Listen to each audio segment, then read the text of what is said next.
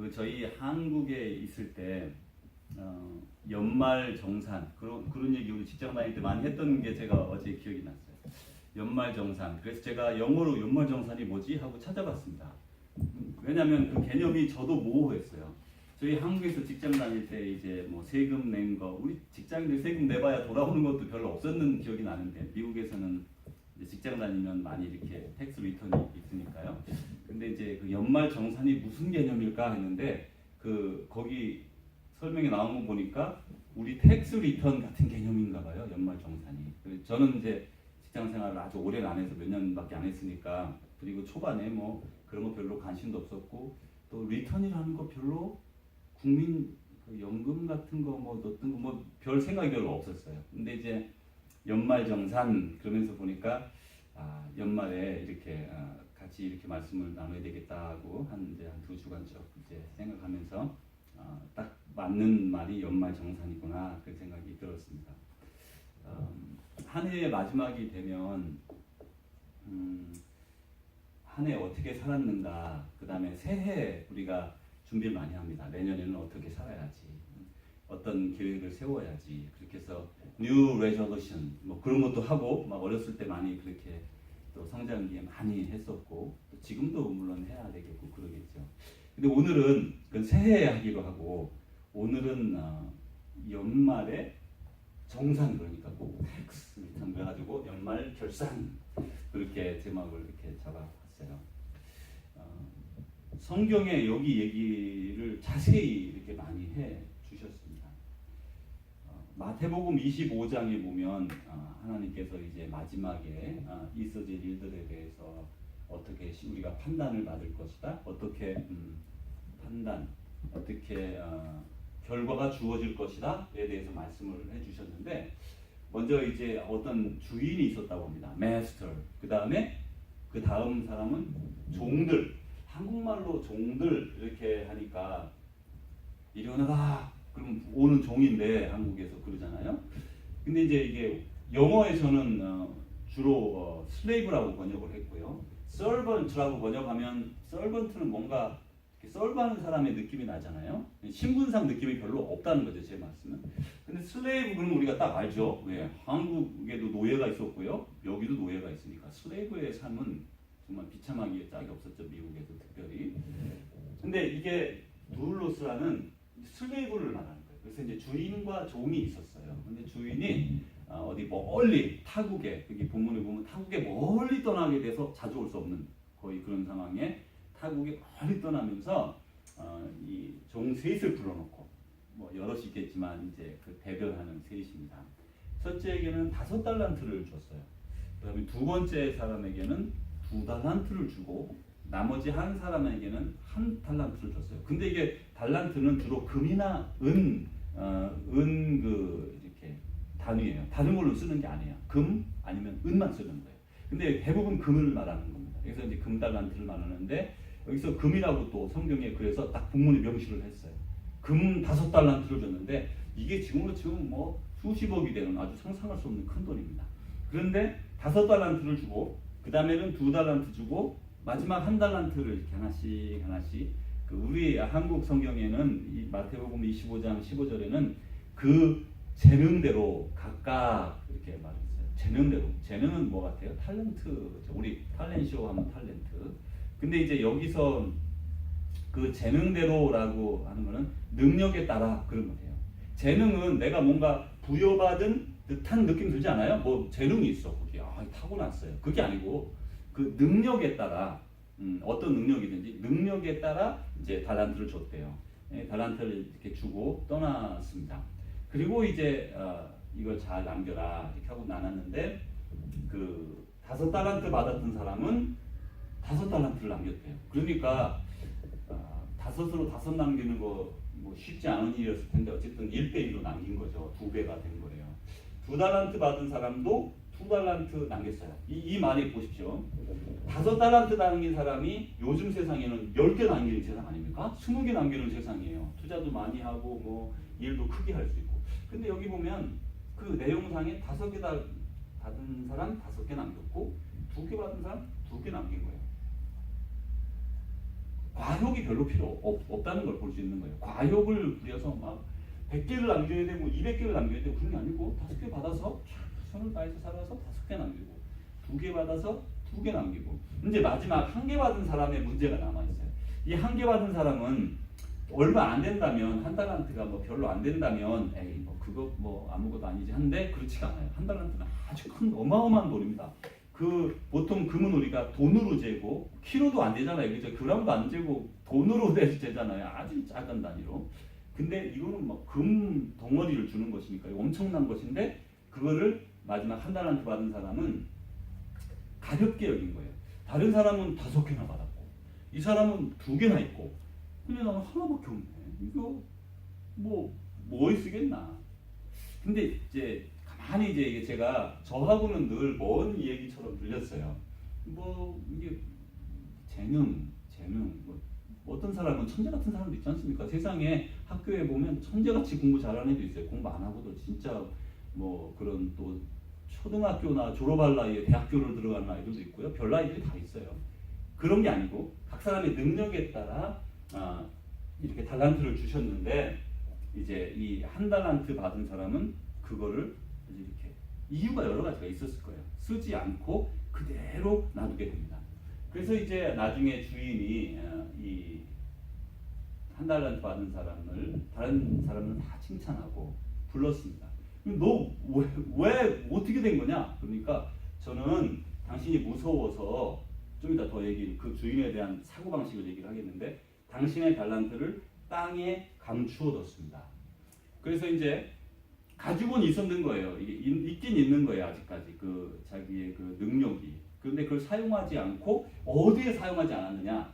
땅에 감추어뒀다라는 말은 약간 그 가지고는 있는데 사용하지 않은 능력. 누구를 위해서? 무엇을 위해서? 여기서는 장사라는 말로 또 비즈니스라는 말로 바꾸지만 이게 그 자기 인생을 투자하는 거 말하는 거거든요. 하나님을 위해 투자하는 거, 사람을 위해 투자하는 거. 근데 이건 안 썼다는 얘기죠. 남을 위해서. 자기만 위해 썼다는 얘기죠. 하나님을 위해 사용도 하지 않았고 이웃을 위해 사용하지 않아요. 그런 땅을 파가지고는 그런 노력을 했어요. 그래가지고는 달란트를 거기다 묻어놨습니다. 근데 왜 그랬냐? 근데 가만히 생각하면요, 우리도 이런 좌절이 많다는 걸 제가 깨달았습니다. 불현듯 깨달았습니다. 다른 사람이 이렇게 큰 일을 할 때 내가 조금 하는 거 가지고 이렇게 하고 있으면 괜히 이렇게 마음이 좀 심란하고 나는 내 인생은 왜 이렇게 찌질하고 왜 그러지? 나는 왜 이거밖에 안 되지? 저 사람들은 이렇게 잘하는데 나는 왜 이거밖에 안 되지? 하는 어떤 비교의식이 생겨가지고요. 의욕이 잘 안 생겨요. 이거 아주 현실적인 문제입니다. 다른 사람은 뭐 아주 대단한 예를 들어 요즘은 돈 버는 걸 많이 얘기하잖아요. 그렇게 많이 벌었는데 나는 왜 이거밖에 없지? 내 인생은 실패야. 이렇게 느껴진단 말이에요. 제 말씀은. 자기도 모르게 자기 인생에 대한 평가절하 그리고 좌절감이 생기는 거예요. 그러니까 이 인생이 이 사람은 묻어둔 것뿐만 아니라 정말 힘들었던 거는 그것보다 더 다른 게 있었을 거예요. 마음에 심적인 문제가 있어요. 그럼 왜 묻어뒀을까? 이렇게 생각을 해보면 적게 받은 것에 대한 불만과 기분 상함이 있었을 겁니다. 정말 비교가 안 되고 나는 이게 정말 내 능력이 이거밖에 안 되는구나. 참 마음이 상하는 거죠. 그 다음에 받은 것에 대해서 가볍게 여긴 거예요. 그게 뭐 별거 아니다. 이렇게 생각한 거예요. 그리고 다른 사람들과 비교한 거예요. 이게 얼마나 불행한 인생입니까? 조금 받은 것도 불행한데 그거에 대한 좌절감이 더 불행한 거예요. 화나고 일생 동안. 제가 아는 어떤 잘할 때 저희 동네 술 많이 드시는 한 분이 있었어요. 이분은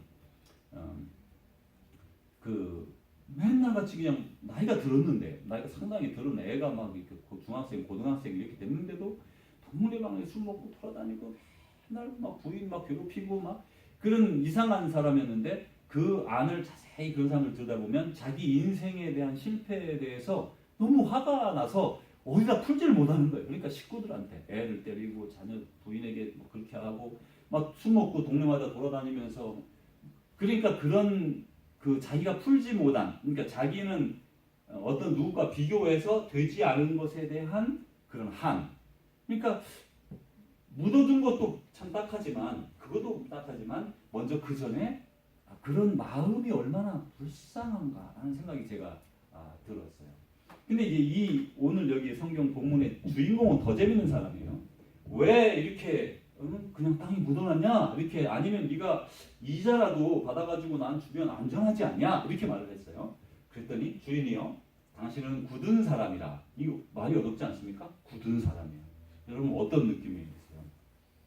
아주 강한 사람, 못된 사람, 무서운 사람, 뭐 그런 개념으로 들리는 거죠. You're harsh man. 여기 NIV 이거는 RSV, 그러니까 가장 성경에 가깝게 번역을 했어요. harsh man이라 심지 않은 데서 거두고. 하나님 그런 분 맞죠? 하나님은 심지 않아도 거둘 수 있는 분이에요. 그리고 해치지 않은 데서 모으는 줄, 뭐 이렇게 그냥 하나님 뭐든지 만들어내실 수 있는 분이에요. 근데 당신이 뭐 이게 뭐가 필요 있습니까? 아니 이 한 달란트 남겨가지고 거기서 또 뭐 하려고? 하나님이 그냥 짠 하고 해버리면 끝나는 거 아니에요? 왜 우리한테 이렇게 힘들게 해요? 이렇게 말합니다. 근데 하나님은 그렇게 생각하지 않는 거죠. 하나님은 여기서 거꾸로 이 생각과 반대로 작은 것에 아주 주목하시는 분이죠. 그러니까 조금 세상은 그냥 하나님이 짠 하고 이렇게 바꾸고 저렇게 바꾸고 이렇게 하려는 게 아니라 자기를 사랑하는 사람, 자기 마음을 본받은 사람, 따르는 사람이 한 사람 한 사람 자라나서 자기의 자리에서 조금씩 일하면서 세상을 변화시키는 그거를 찾고 있는 거죠. 그러니까 대단한 것만 하나님 중요하게 여기는 게 아니라 크고 작고 관계없이 하나님 자체가 만드실 때부터 어떤 사람은 능력에 따라 많이도 주고요. 어떤 사람은 조금 준 거예요. 조금 준 사람한테 아니 하나 줬는데 뭐 5개 내놔라 그러시는 게 아니라는 거죠. 근데 이 사람은 지금 난 5개 없으니까 난 너무 화가 났어요. 이렇게 되는 거예요. 근데 그렇지 않아요. 사람은 누구나 노력을 해도 다 되는 건 아니에요. 어떤 사람은 아무리 노력을 해도 뭔가 딸려서 안 되는 사람들이 있어요.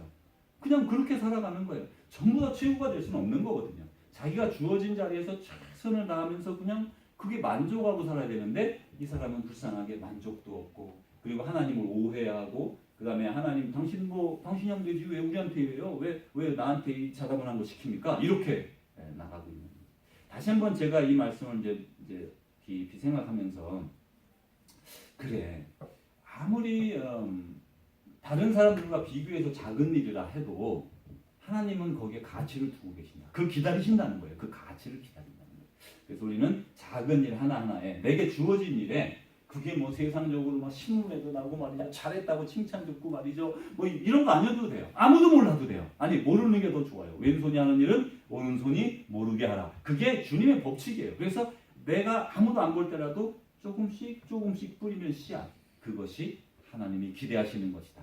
그것이 나중에 하나님 앞에 갔을 때에 하나님이 인정하시는 것이다. 라는 것을 생각하게 됩니다. 근데 이제 그러면서 하나님이 이제 이 주인이 이 종에게 악하고 게으른 종아. 악한 것은 하나님을 오해하고 하나님을 말이죠. harsh man이라고 그러고 또 하나님은 아무 데서나 거둘 수 있는 사람 아닙니까? 창조하실 수 있는 분 아닙니까? 뭐 그딴 거 조그만 것씩 하라 그럽니까? 그래서 하나님을 아주 악하게 보는 거죠. 그런 사람. 레이지. 그러면서 더불어 그러니까 그거를 하지 않고 게으르게 살게 되는 거죠. 그래서 이 성경에는 악한 것과 게으른 게 같이 갑니다. 악하고 게으른 종이라는 말이 이렇게 세트로 많이 나와요. 왜 게으르면 우리가 잘못하면 악한 면으로도 갈 수 있는 것을 알아야 돼요. 이제 넘어갑니다. 이제 그리고 나서 바로 다음 편에 같은 유사한 류의 이야기가 나오는데 이제 마지막이 이어진 정말 마지막이 됐어요. 마지막 판단받는 자리에 섰는데 주님께서 한편에는 오른편에는 양을 왼편에는 염소를 두었대요. 그런데 이 특징이 여기서는 뭐냐면 양과 염소가 모두 다 하나님을 알고 경배한 사람이잖아요. 이제까지 따라왔다는 거예요. 자, 근데 여기서 양과 염소를 다 모든 민족으로 사람을 쫙 앉혀놓고 양과 염소로 구분을 합니다. 그런데 이제 여기서 보니까 이쪽 양의 그룹에 속한 사람과 염소에 속한 그룹이 달랐는데 다른 건 딱 하나예요. 줄일 때에 다른 사람이 아주 작은 사람, 여기 성경에 보면 아주 작은 사람 중에 작은 사람이 줄일 때에 먹을 것을 주었고 목마를 때 마시게 했고 나그네 되었을 때 영접했고 이 지금은 우리가 여관이 있고 호텔이 있고 그렇지 않습니까? 옛날에는 그런 시설이 없었다고 그래요. 예수님 그 아기 예수님 태어나셨던 그 구육관 거기 얘기 나올 때도 거기도 그 여관이라고 말했지만 그 당시 그런 여관은 없었다고 합니다. 그냥 집에 게스트룸, 게스트하우스 이렇게 생각을 했다고 그래요. 그러니까 어디 가면 머물 데가 없는 거예요. 하루 만에 가는 거리만 여행하는 게 아니니까. 그러면 상대방을 영접해 줘야 될 필요가 있었는 거예요. 그래야 거리서 자지 않고 그래야 동물들에게 해를 받지 않을 수 있었죠. 이건 그 당시는 무지무지하게 중요한 문제였을 겁니다. 지금은 뭐 그래도 호텔이 있으니까 그 정도는 뭐 아니겠지만 지금은 뭔가 다른 거를 생각해 볼 수 있어요. 하여튼 나그네 됐을 때 우리가 영접해 주는 거예요. 영접해 주는 거예요. 환영한 거죠. 헐 벗었을 때 옷 입히고 병들었을 때 돌봐주고 옥에 갇혔을 때 와서 보았다. 이렇게 하고요. 뭐 양에 있는 사람들은 지금 주님에게 의지했다는 게 아니에요. 가장 작은 죄 중에 작은 사람, 아무 관계 없는 사람, 아무 사람 누구나 그냥 노바디를 그렇게 한 거예요. 그런데 hungry, thirsty, a stranger, naked, sick, in prison 이 일은 지금도 있는 일입니다. 지금도 막 벌어지고 있는 일이에요. 근데 염소 쪽에 있는 사람들은 이 사람들은 하나님은 안다고 했지만 이런 사람들을 전혀 돌보지 않은 사람들이에요. 자 여기서 이제 진짜 중요한 게 있어요. 저와 여러분은 어느 부류에 있을 것 같아요 지금? 보십시오. 저는 그냥 기본적으로 생각할 때, 우리는 양의 편에 있지, 우리가 무슨 어떻게 염소 편에 있겠어? 그럴 리가 어딨어? 그렇게 하고 시작을 했어요. 근데 줄일 때 먹을 것을 줬다. 내가 얼마나 사람들에게 먹을 걸 배고픈 사람에게 주었지? 라는 생각이 들었어요. 나 배고플 때는 늘 먹었습니다. 전 배고플 때 늘 식사 챙겨 먹었어요. 근데 내가 다른 사람 배고픈데 뭐 관심이나 있었나? 뭐 그건 그렇다고 목마를 때 마시겠고. 목마른 사람 많아요. 우리도 목말라 심지어는 우리도 일하다 보면 목마르고.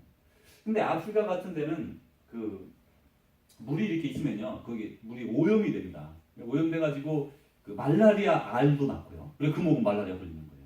그러니까 이게 애매한 거죠. 먹으면 병 걸리고 안 먹으면 목말라 죽고 참 어려운 나라들이 참 많더라고요. 그런데 만약에 우물을 파서 다 덮어놓고 깨끗하게 깊은 물을 파서 많이 이렇게 해서 마시게 하지 않습니까? 나그네 되었을 때 용접하였고 우리가 나그네 된 사람은 얼마나 용접을 하나? 헐벗었을 때 다른 사람이 헐벗었을 때 옷을 주고 병들었을 때 돌보고 옥에 갇혔을 때 와서 보고. 그래서 제가 스스로를 알게 되면서 별로 양의 편이고 기타도 할 수 없다는 걸 제가 발견하게 됐어요. 그냥 보통이죠. 그냥 보통 사람 그러는 것처럼. 아니 어떤 사람은 불교 믿는 사람은 한국에 간혹 그런 사람들 많아요. 자비를 베풀어서 부처님이 자비를 베풀라고 했어. 그러면서 막 아주 열심히 자비를 베푸는 사람도 있어요. 근데 우린 주님을 안다고 하면서 정말 이런 아주 기본적인 필요를 채우는데 관심이 별로 없다는 거죠. 근데 그거는 잘 모르고 우리 무조건 하나님한테 가면 큰 상을 받을 거야. 우리가 그렇게 막무가내로 제가 생각하지 않았는가 이렇게 생각을 해보게 되었어요. 이제 그렇게 하면서 조금 더 발전하면 그럼 어떻게 배고픈 자를 찾아내서 음식을 줄까? 어떻게 목마른 자를 찾아내서 물을 줄까? 어떻게 지금 고통과 외로움 가운데 있는 난민이라든지 말이죠. 여러 가지 문제 있는 사람들 우리가 환영하고 도와줄까? 옷이 없어 떠오는 사람에게 어떻게 옷을 줄 수 있을까? 아픈 사람을 어떻게 우리가 도와줄 수 있을까? 감옥에 있는 사람을 어떻게 우리가 찾아가서 공치금이든 공탁금인가요? 뭐라도 뭐 그런 거라도 넣어줄 수 있을까? 어떻게 도와줄 수 있을까? 구체적인 이제는 그냥 말로 넘길 게 아니라 이제는 구체적인 뭔가를 찾아야 될 때가 왔다는 거예요. 우리 교회가 해야 되고 또 개인이 해야 되고. 근데 이제 개인이 하는 것도 쉽지만 교회가 같이 해서 방법을 찾아서 하는 거는 더 이렇게 좋은 면이 있을 것 같아요. 여러 명이 같이 하게 될 수 있으니까. 이제 마태복음 25장 34절 보니까 이렇게 말합니다. 내 아버지께 복받은 자들이여 나와 창세로부터 너희를 위하여 예비된 나라를 상속하라. Come you that are blessed by my Father. Inherit the kingdom prepared for you from the foundation of the world. 처음부터 이런 데가 있었다는 걸 말씀하시는 거예요. 반면에 이런 일을 하지 않은 사람, 저주를 받은 자들아 나를 떠나 마귀와 그 사자들을 위하여 예비된 영원한 불에 들어가라. 우리 이제 이 작은 자 하나에게 진실로 이르노니 이 지극히 작은 자 하나에게 하지 아니한 것이 곧 내게 하지 않은 거다. 아주 단순하게 말씀하시는 거예요. 두 번째로는 Truly I tell you, just as you did it to one of the least of these, 자동으로 변했네요. Family are members of my family. The least is least. You did it to me. 여기서는 또 가장 지극히 작은 자 하나에게. 여기서는 두 번째 말씀에서는 형제 중에라는 말이 들어가 있더라고요. 그래서 특별히 믿음의 형제를 깊이 보는 걸 이렇게 알 수 있어요. 그러면서 그들은 영벌에, 그들은 영생에 들어가리라. 영벌과 영생으로 나누게 됩니다. 마지막 요한계시록 끝에 가면 보라 내가 속히 오리니 내가 줄 상이 내게 있어 각 사람에게 그가 행한 대로 갚아주리라. 이 행함이라는 거는 어떤 행함이 있어야만 천국 간다 그런 얘기가 아니에요. 믿음 가운데 믿음을 받았어요. 그 믿음 가지고 나는 믿습니다라고 살면서 주님이 시킨 대로 하지 않는 거는 죽은 믿음이나 아픈 믿음이나 문제 있는 믿음이에요. 그래서 믿음을 가지고 예수님을 따라 살아야 되는 거죠. 예수님을 믿어요. 믿는다고 하고 아무것도 안 하고 예수님과 정반대로 사는 거는 이건 정말 예수님을 믿는다고 말하기가 어렵다는 거예요. 예수님을 믿는다면 예수님이 가르쳐 주신 대로 이웃을 사랑하고 다른 사람을 세우는데 남은 우리의 인생을 우리가 꼭 이런 데 헌신해야 될 줄로 압니다. 우리 이제 2018년 한 해가 이렇게 갔어요. 너무 이렇게 미리 생각하기는 어렵지만 한 45년, 50년쯤 뒤에 저희가 이제 또 어떤 사람은 80년, 어떤 사람은 지금 깐나나이 같은 100년, 100몇십 년 뒤에 이제 죽음의 자리에 서게 됐을 때 그때 어떤 생각일까 이렇게 생각을 해봅니다. 연말에는 우리가 한 해 정말 바쁘게 살았잖아요. 다 바빴어요. 일도 많았고 또 그런 일들을 서포트하기 위해서 얼마나 열심히 노력하고 돈을 벌어야 됐어요.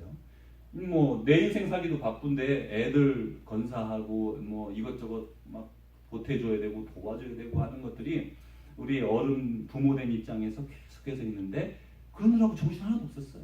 그냥 이렇게 여기에 이르는 거죠. 다시 한번 믿음이 뭐냐.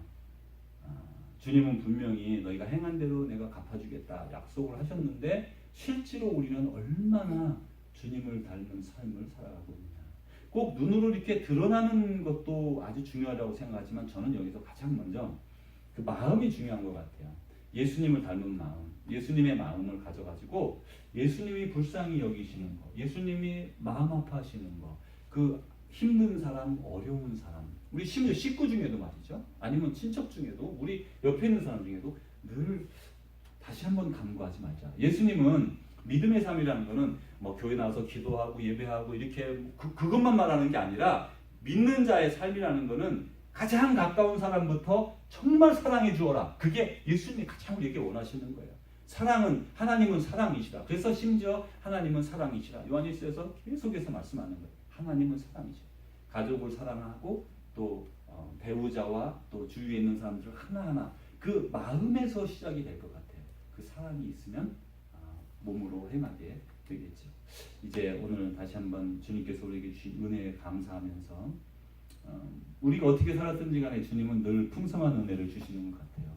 못되게 했을 때는 아프게 하시고 힘들게 하고 넘어지게 하고 아주 우리가 잘할 때는 잘 되면 얼마나 평안하고 좋겠어요. 근데 우리가 어떻게 하든 상관없이 주님은 늘 우리에게 복되게 하셨는데 다시 한번 올 연말을 이제 넘기면서 우리 인생이 더욱더 주님을 닮아가는 그런 삶으로 나가기를 주님의 이름으로